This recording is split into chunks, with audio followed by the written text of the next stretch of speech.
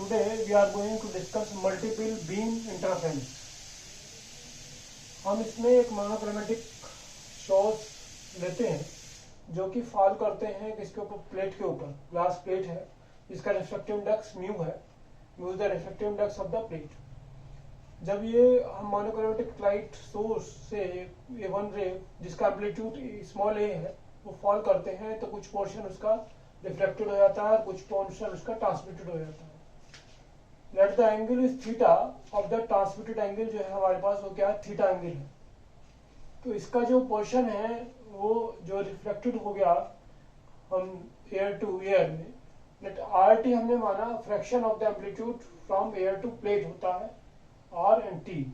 Are जो है reflected है और टी ट्रांसमिटेड है। R dash is the portion of the reflected and t dash is the portion reflected from plate to air, यानी कि glass medium से air में जाता है, ये हमने माना है। तो ये एयर टू एयर जा रहा है तो इसका पोर्शन ए आर हो गया, ये एयर टू इसमें जाता है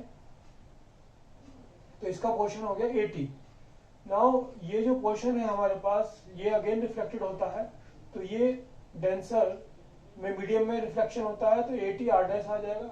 फिर ये निकल जाता है बाहर, ट्रांसमिटेड हो जाता है तो ये ए टी आर डैश के साथ में टी डैश हो रहा है जाएगा। इसी का पोर्शन रिफ्लेक्टेड हो जाता है तो A T R dash square हो जाएगा, कोई डेंसर मीडियम में है। फिर इसका पोर्शन रिफ्लेक्टेड हो जाता है तो आर डैश और इंक्लूड हो जाएगा तो आर डैश क्यूब, और इसका पोर्शन ट्रांसमिटेड हो जाता है तो A T R dash cube T dash आ जाएगा। इधर इसका पोर्शन ए टी का ट्रांसमिटेड हो जाता है तो ए टी टी डैश आ जाएगा, क्योंकि डेंसर से रेयर में, ये रेयर में मीडियम में जा रहा है, एयर में जा रहा है। और इसका portion A T R dash का A T R dash square into T dash आ जाएगा, क्योंकि इसका पोर्शन डेंसर टू एयर आ रहा है, प्लेट टू एयर आ रहा है।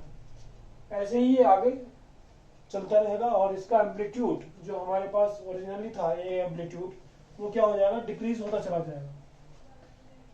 तो जो पार्ट डिफरेंस है between the two rays, reflected और ये ट्रांसमिटेड, ट्रांसमिटेड रेज ये है और रिफ्लेक्टेड रेज ये है। तो ये जो रिफ्लेक्टेड रेज है या ट्रांसमिटेड रेज है, दोनों जो सब पैरेलल रेज है ये क्या करेंगे, इंटरफेयर करेंगी, और इंटरफेयर करने के बाद हमारे पास फ्रिंजेस बनाती है। तो फ्रिंजेस जो बनेंगे हमारे पास ब्राइट एंड डार्क फ्रिंजेस बनेंगे। तो इसमें जो पार्ट डिफरेंस होगा रिफ्लेक्टेड में या ट्रांसमिटेड में इंटरफेरेंस के बाद वो कितना होगा, 2 pi upon lambda into path difference, जो हमने पहले लेक्चर्स में पढ़ा है। और path difference in the case of the glass plate में हमने कैलकुलेट लास्ट लेक्चर में किया है, उसका प्रूफ भी हमने करा रखा है। वो क्या आता है, 2 mu T cos R. R angle हमने क्या लिया यहाँ पर, theta, that is the reflected angle.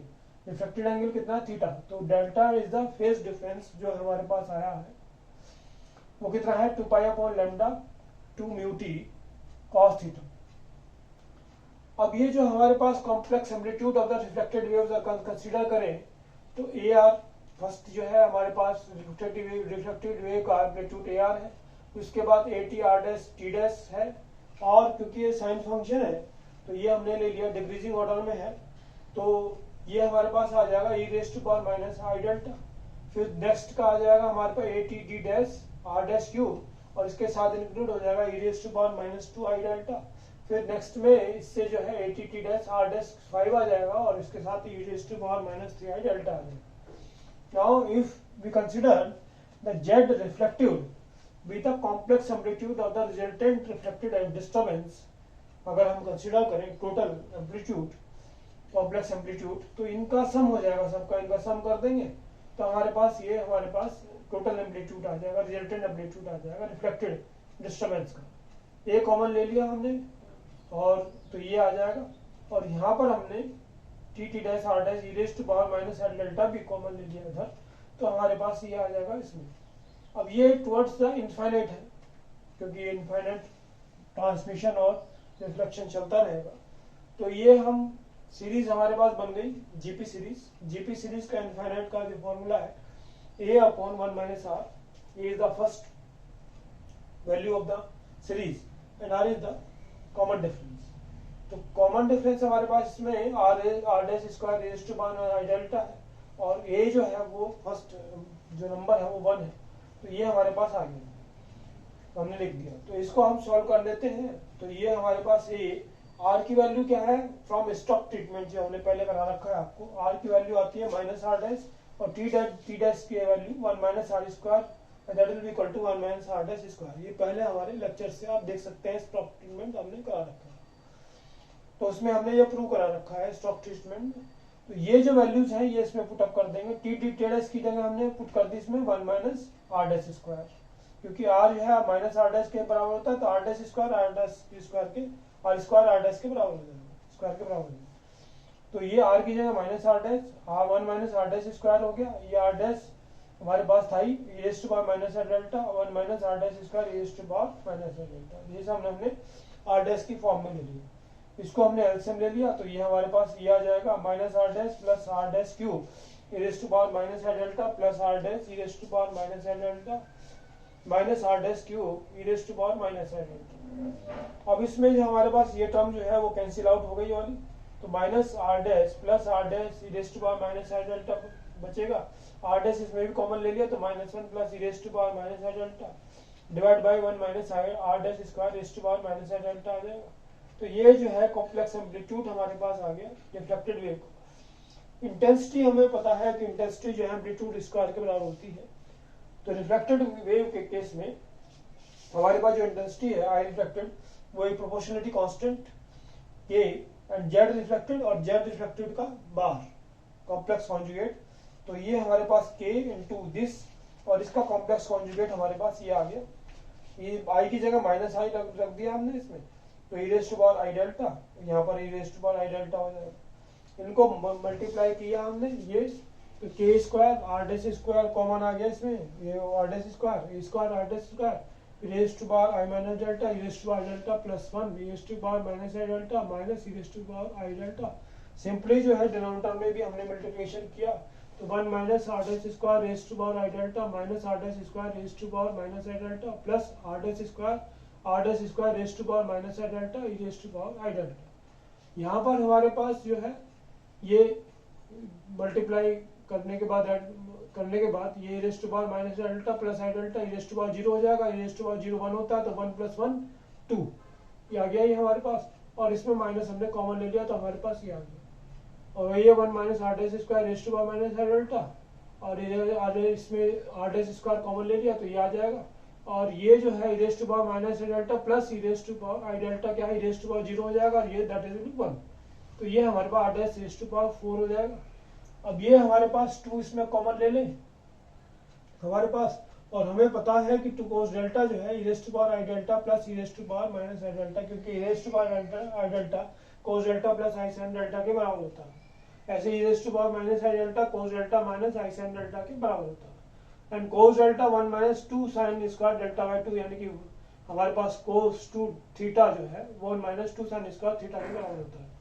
तो ये वैल्यूज हमने इसमें पुटअप कर दी, तो 2 आर डैश स्क्वायर ये आ जाएगा, 2 कॉमन आ गया, 1 माइनस cos डेल्टा की जगह हमारे पास 2 sin स्क्वायर डेल्टा बाई 2 हमने रख दिया, और ये इसको हमने इसमें minus 2 are dash square add कर दिया, और माइनस 2 आर स्क्वायर और r square minus 2 r square 2 r square, तो ये कैंसिल आउट हो जाएगा, और ये इसकी जगह हमारे पास 2 are dash square cos delta आ गया। तो ये हमारे पास क्या होगा, होल स्क्वायर के बराबर हो गया, 1 माइनस आर डैश स्क्वायर का square plus 2 are dash square common आ गया, तो 1 माइनस cos डेल्टा, फिर 1 माइनस cos डेल्टा की जगह फिर इसी से हमने 2 sin स्क्वायर डेल्टा बाई 2 रख दिया, तो हमारे पास ये आ जाएगा। तो आई इसको हमने 4 are dash square sin square delta by 2 से डिवाइड कर दिया, तो हमारे पास आई रिफ्लेक्टिविटी की वैल्यू जो है I upon 1 plus 1 minus are dash square का square divide by 4 are dash square sin square delta by 2 आ जाएगी। यहाँ पर आर डैश स्क्वायर जो है वो आर स्क्वायर के बराबर है, that will be equal to R. हमने माना ये क्या है हमारे पास, the reflectivity of the plate surfaces, ये हमने सपोज किया the reflectivity of the plate surfaces. तो आई रिफ्लेक्टिविटी की वैल्यू जो है हमारे पास I reflectivity equal to I upon 1 plus 1 minus R का whole square divide by 4 R sin square delta by 2 हो जाए। तो ये इक्वेशन हमारे पास आई रिफ्लेक्टिविटी की आ गई, यानी कि intensity of the reflected wave कितनी आएगी टोटल। तो this is known as the Airy's formula for reflected intensity. Now if you plot a graph between I reflectivity divide by I versus delta, तो I reflectivity divide by I, तो ये हो जाएगा delta की value इसमें minus 2 पाई 0 2 पाई 4 पाई रख दे, तो ये जो वैल्यूज हैं हमारे पास इनसे कैलकुलेट करके ये हमारे पास फॉर आर की वैल्यू पुटअप करते हैं, आर की वैल्यू -0.8, 0.5 और 0.04 के लिए हमारे पास ये अलग अलग वैल्यूज में ग्राफ हमारे पास ये बन जाए। ये वैल्यू हमारे पास r=1 ग्राफ है 0.04 के लिए, ये ग्राफ है डॉटेड वाला 0.5 के लिए, और ये है हमारे पास r=0.8 के लिए। तो इस तरह का ग्राफ हमें मिल जाएगा। Now for the transmitted pattern, ये जो ट्रांसमिटेड वेव्स हैं हमारे पास, ये पैरेलल रेज हैं और ये इंटरफेयर करेंगी। इंटरफेयर करने के बाद फ्रिंजेस बनाएंगी, फ्रिंजेस में हमारे पास ब्राइट एंड डार्क फ्रिंजेस बनेंगी। तो हमें पता है कि जो इंटेंसिटी हमने ऊपर से दी है, जो फर्स्ट इंटेंसिटी दी है आई, वो कुछ का कुछ पोर्शन रिफ्लेक्टेड हो जाता है और कुछ पोर्शन उसका ट्रांसमिटेड हो जाता है। तो I reflectivity plus I transmittivity that will be equal to I, total intensity के बराबर हो जाएगा।